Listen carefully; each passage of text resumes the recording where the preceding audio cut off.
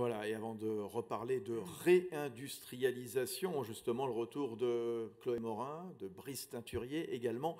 La parole à l'opinion, Brice Teinturier, vous le président de d'Ipsos, sur les grands sujets plébiscités par l'opinion. Investissement, recherche et indépendance de la France, on nous dit, ce sont des enjeux qui ont été brutalement révélés par cette crise. Oui. Oui, très clairement. Alors, l'idée qu'il faut relocaliser certaines productions, qu'il faut réindustrialiser, c'est approuvé massivement par 80-85% de Français. Le sujet, il n'est pas là. Il est dans leur scepticisme. C'est pas faut-il le faire? Oui, bien évidemment. Mais est-ce qu'on va véritablement se décider à le faire et comment et avec quel financement? Malgré tout, ce que la crise a provoqué, la pandémie, elle a donc accéléré, bouleversé beaucoup de choses, c'est une brutale prise de conscience dont les Français vraiment n'avaient pas idée, de notre dépendance en matière de production d'autres pays pour des produits, y compris basiques, Doliprane ou autres. Donc là, il y a eu quelque chose de très puissant qui s'est enraciné, et d'autant plus puissant, on l'évoquait tout à l'heure, que comme pour les Français, la voie royale, c'est plutôt la recherche publique, c'est plutôt la gouvernance publique, et bien là, c'est cette gouvernance publique qui a donné le sentiment d'être prise en défaut. Souvenez-vous, les masques, c'était le gouvernement qu'on a accusé de ne pas avoir été suffisamment prévoyant. Mais il n'y avait pas que les masques, il y avait toute une série aussi de matériel. Et puis les vaccins, même chose. Les laboratoires français n'ont pas donné le sentiment d'être aussi actifs que d'autres dans la découverte d'un tel vaccin. Mais sur toute une série de sujets, les Français se sont dit, finalement, on n'est pas au rendez-vous. Donc il y a une brutale prise de conscience que la souveraineté en matière d'économie de la santé, ça fait partie, ça doit faire partie de l'agenda. J'en profite pour dire qu'il faut d'ailleurs éviter, puisqu'on parle d'une campagne présidentielle, de parler de souveraineté, parce que pour les Français, c'est un mot qui rime avec monarchie. Il vaut mieux, on a vu ça à travers une belle enquête réalisée avec la Fondation Jean Jaurès, que pour les Français, quand vous dites souveraineté, c'est du passé, c'est la monarchie. Les Allemands, en revanche, comprennent très bien qu'on parle d'indépendance, donc il vaut mieux parler d'indépendance que de souveraineté. Mais il y a donc ce sentiment pour 81% des Français que la France est dépendante et qu'ils l'ont appris pendant cette crise. Alors les entreprises du médicament, là, pour le coup, elles ont quand même bénéficié justement de cette crise, puisque on a eu aussi, durant cette période-là, dans le grand public et pour 44% des Français, le sentiment qu'elles investissaient suffisamment dans la recherche et la production de médicaments et qu'elles le faisaient beaucoup plus que les pouvoirs publics. Donc c'est un petit peu une conversion. On pensait que tout se faisait plutôt du côté du public. La crise a révélé finalement que non. Et les entreprises du médicament ont donné le sentiment qu'elles étaient actives et là qu'elles investissaient en réalité beaucoup plus que ce que les Français imaginaient ou ce qu'ils ne savaient pas auparavant. Alors, Chloé Morin, face à cette dépendance manifestement de l'extérieur, comment réagissent, que proposent les candidats, les candidates à l'élection présidentielle dans un peu plus de 2 semaines? Vous avez regardé leur plateforme. Alors, la première chose qu'on peut dire, c'est que l'objectif de relocaliser la production fait aussi l'unanimité parmi les candidats et que les inégalités entre eux sont sur le degré de précision des mesures qu'ils mettent au service de cet objectif et non pas sur le fait qu'ils divergeraient sur la nécessité de relocaliser. Certaines des mesures, d'ailleurs, ont déjà été citées dans la petite vidéo. Il y a notamment, par exemple, la baisse des impôts de production prônée par Éric Zemmour. Si on veut compléter, on voit notamment, par exemple, que cet objectif de relocalisation figure dans le programme du candidat Macron. Certaines mesures indirectement y contribuent, sans citer spécifiquement l'industrie de santé, notamment par exemple le fait qu'il compte poursuivre la modernisation du Code du travail ou poursuivre la baisse de la fiscalité des entreprises ou poursuivre en fait les efforts qui ont été faits en termes d'attraction d'investissements étrangers. Pour Marine Le Pen, le principe est le suivant: toute la politique économique qu'elle mènera aura pour objectif de produire à nouveau en France en libérant nos PME, nos agriculteurs et notre industrie de la concurrence déloyale, des normes abusives et des impôts de production qui les plombent. Donc on trouve aussi l'idée qui est très ancienne dans le programme du Rassemblement national de réserver une part des marchés publics à la production nationale. Et donc ça a toujours été un point fort, en fait, un point saillant du programme de la candidate. Quand on regarde du côté de Jean-Luc Mélenchon, on peut imaginer, par exemple, que l'adoption de mesures anti-dumping d'urgence sur les industries stratégiques pourrait concerner l'industrie de santé. Il compte aussi rendre effectives les peines de réquisition d'intérêt général pour toute délocalisation ou fermeture d'activité. Ou encore interdire les licenciements boursiers et économiques par les entreprises qui versent des dividendes ou bénéficient des aides de l'État. Donc là, on est sur un degré d'interventionnisme évidemment extrêmement, beaucoup plus marqué que chez d'autres. Je terminerai en citant par exemple Anne Hidalgo, qui compte mettre en place des projets industriels régionaux dédiés, notamment à la santé. On vient d'entendre Chloé Morin, on vient d'entendre Brice Teinturier. Avant qu'on parle d'une opportunité ou pas de relocaliser, je ne sais pas si c'est totalement le bon terme, Nicolas Bouzou, peut-être rappelez-nous des données essentielles. En quoi l'industrie pharmaceutique, c'est une activité stratégique pour l'économie, que ce soit en termes d'emploi, d'investissement, de balance commerciale. C'est l'économiste qui parle, Asterès. Déjà, dans l'industrie pharmaceutique, en fait, il y a deux choses. Il y a les médicaments, donc c'est très important.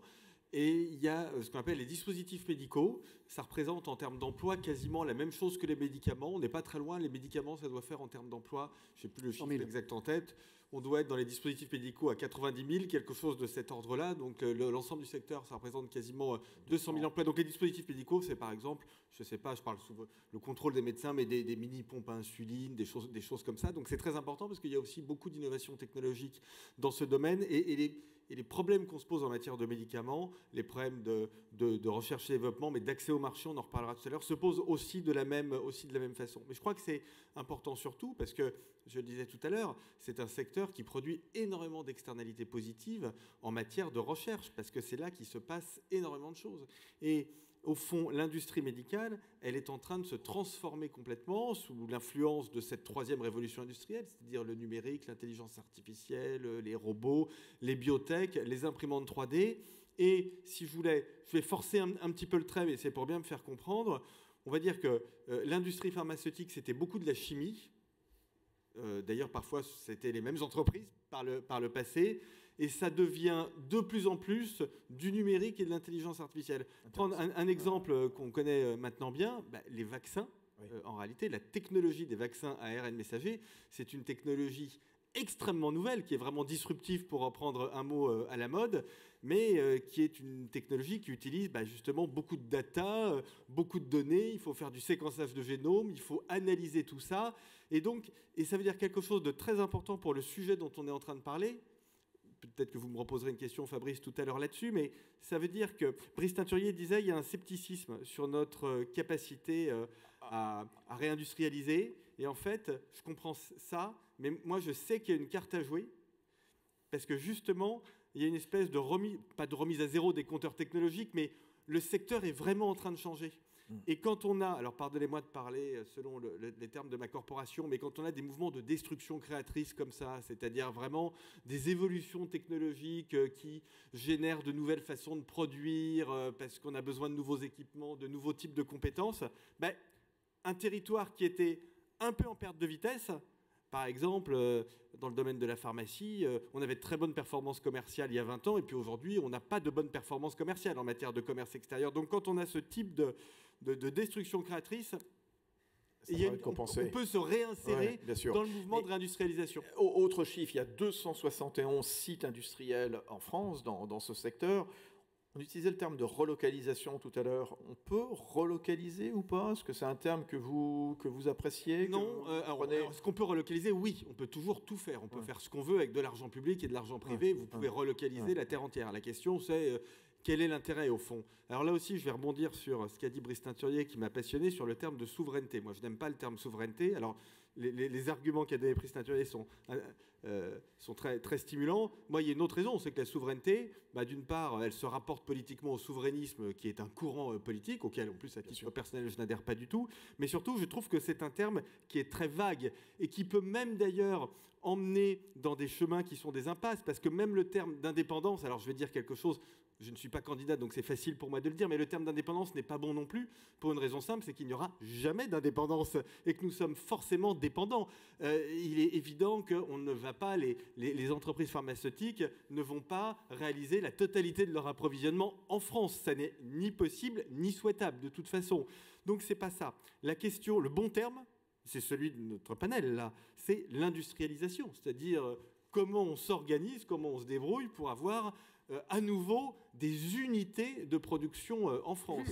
Et là, bien évidemment... Qu'elles ne soient pas trop petites. Voilà. Pardon ? Qu'elles ne soient pas trop petites aussi. Qu'elles ne soient pas trop petites. Et là, en effet, la crise a été un révélateur, puisque quand on a dû produire des vaccins, on s'est rendu compte que on était très, très démunis. Mais alors, vous voyez, ce que j'ai trouvé passionnant, c'est qu'on s'est rendu compte qu'on était très démunis, mais en même temps, l'Europe a fait preuve d'une capacité de réaction absolument extraordinaire, puisque, là encore, pardonnez-moi si je ne suis pas juste à l'unité près, mais on a dû construire une quarantaine d'usines de vaccins en Europe en quelques mois. Donc, vous voyez quand même qu'on a une capacité à améliorer les choses quand on identifie les problèmes qui est vraiment surprenante. À suivre, Alexandre Loupy. Juste un mot, Chloé, s'il vous plaît. Juste un mot.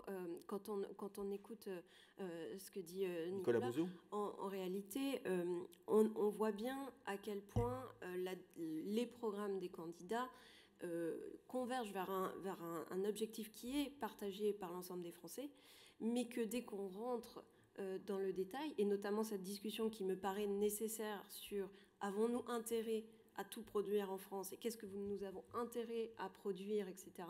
Et où est-ce qu'on a un avantage comparatif à faire les choses, etc. Cette discussion-là n'a pas lieu chez les candidats.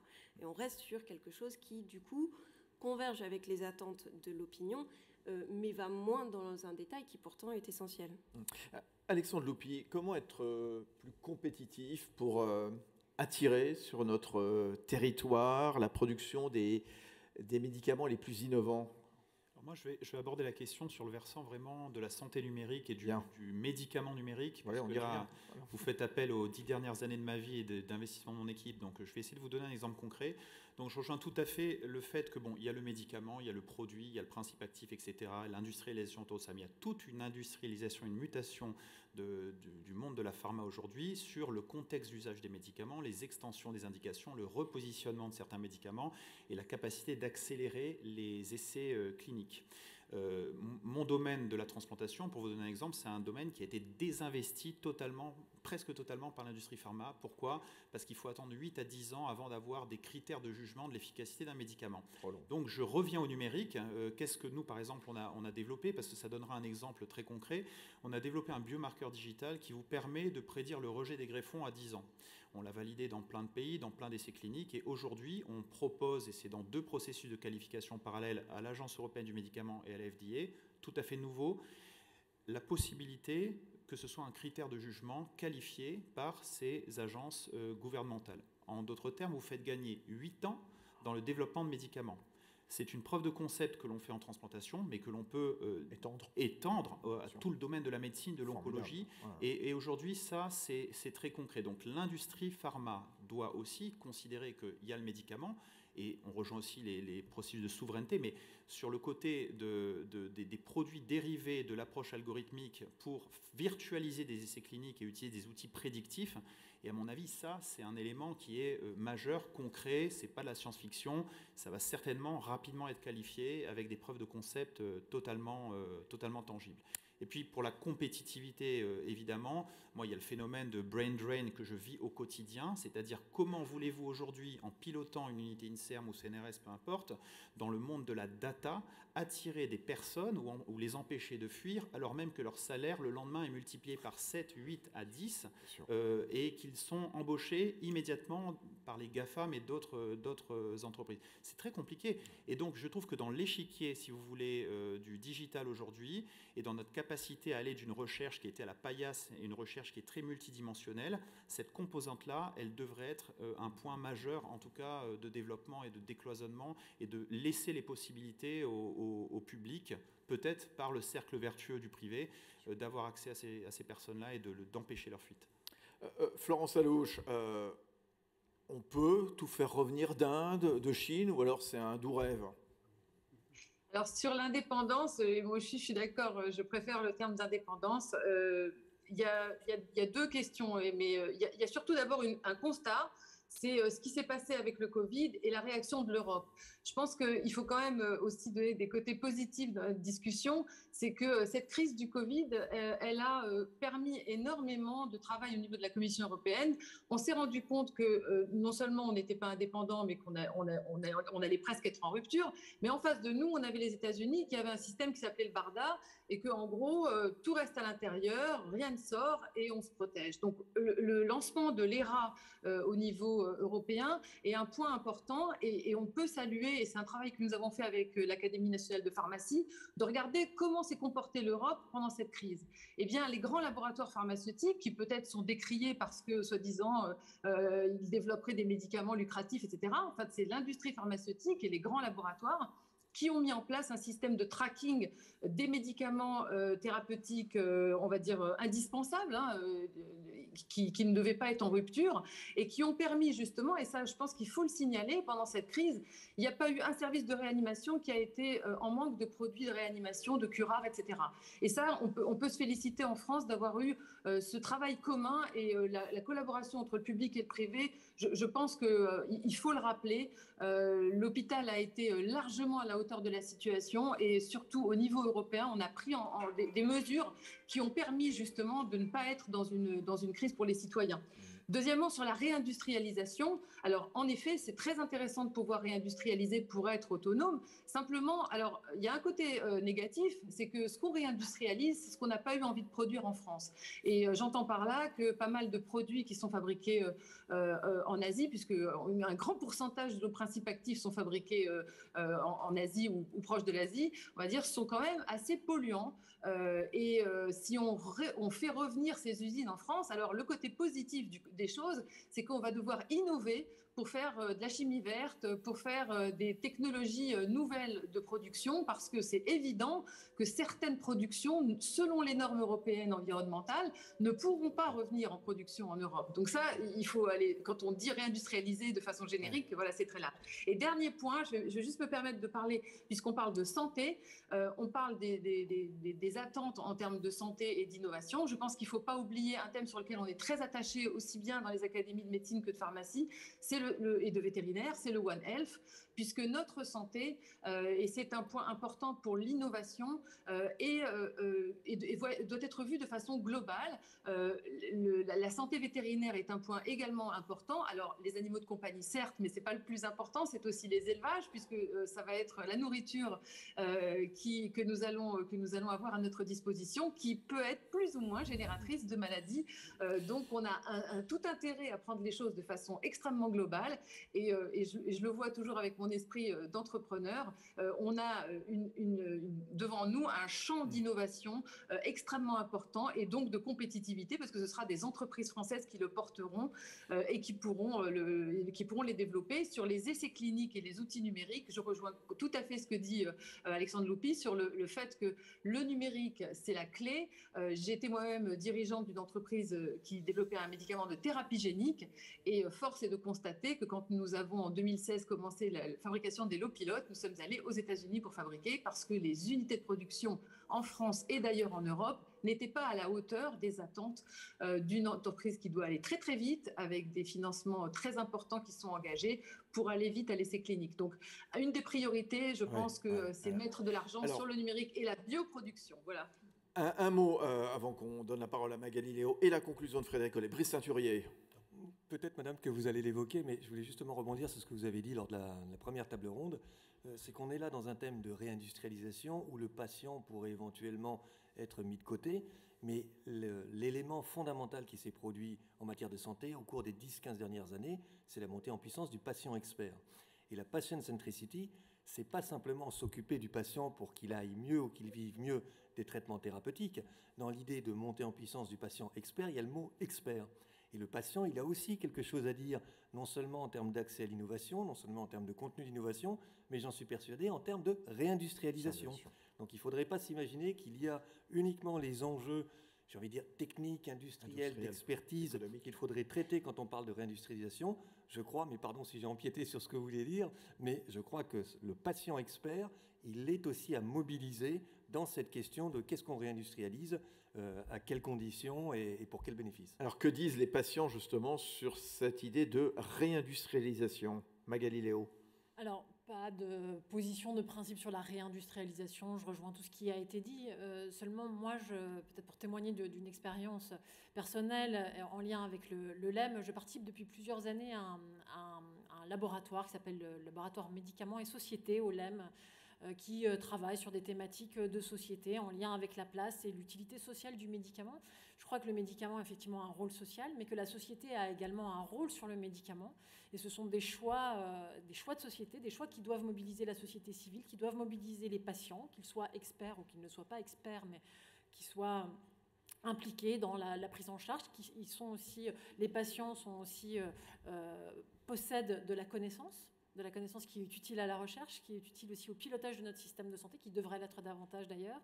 Et donc dans toutes ces questions qu'on est en train de se poser et dans tous les thèmes qu'on est en train d'aborder, il est évident qu'il va falloir rechercher une place aussi pour la prise de décision partagée avec les patients, avec les associations qui les représentent.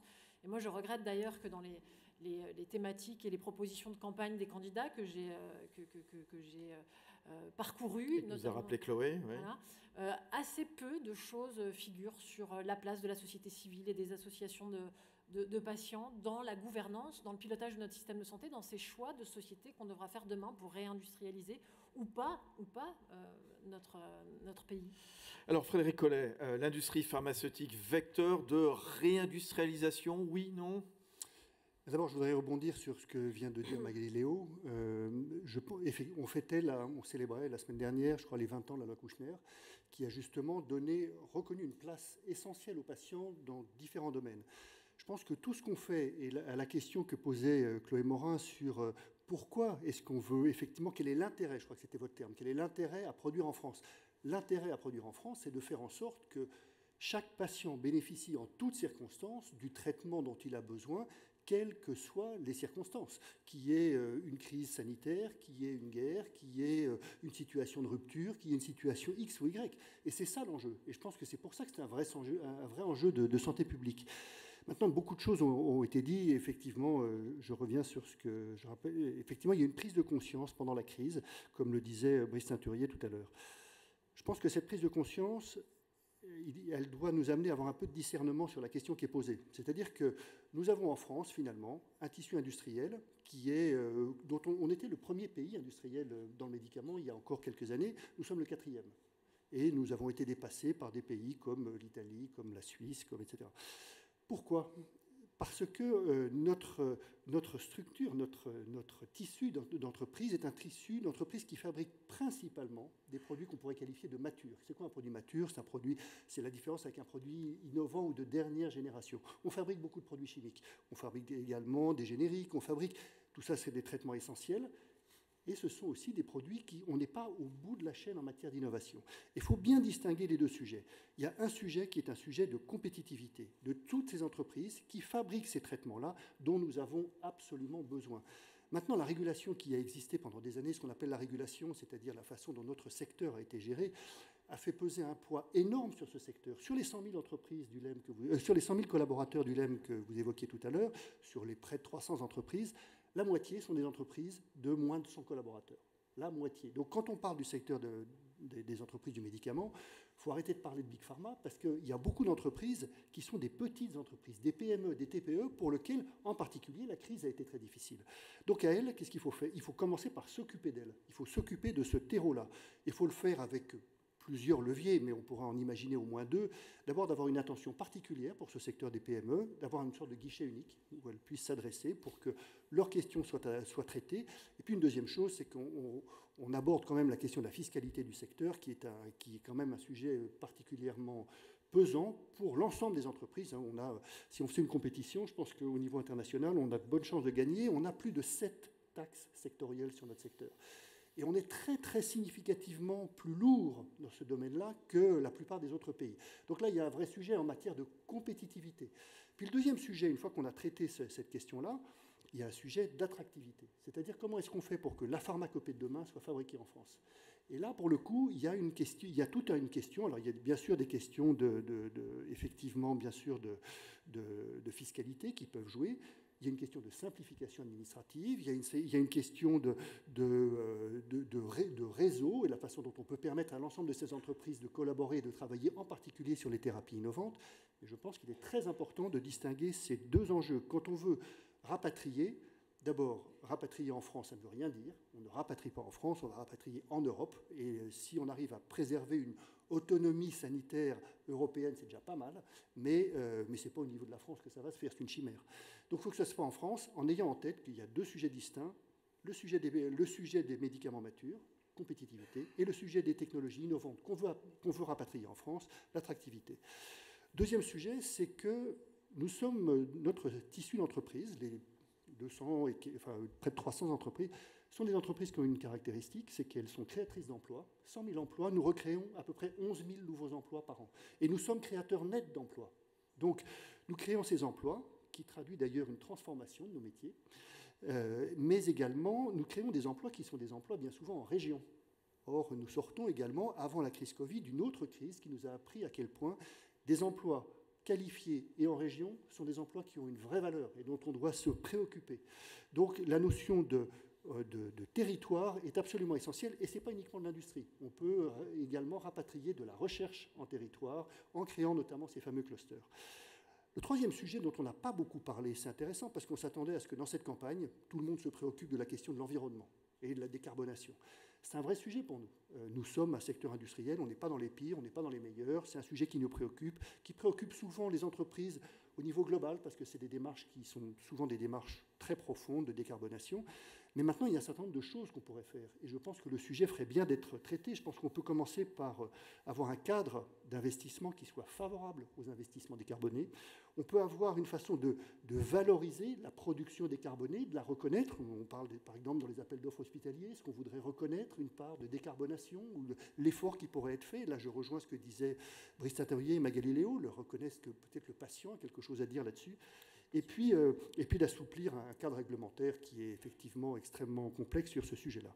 Et puis enfin, le dernier sujet, qui est absolument essentiel, j'évoquais le fait que notre secteur crée à peu près 11 000 nouveaux emplois par an. En passant, d'ailleurs, nous avons créé 8 000 contrats d'alternance. Tous les contrats d'alternance qui passent dans nos entreprises trouvent un job à la sortie. Tous. 8 000. Donc, il semblerait qu'il y ait quelque chose qui se passe et qui fonctionne de ce côté-là.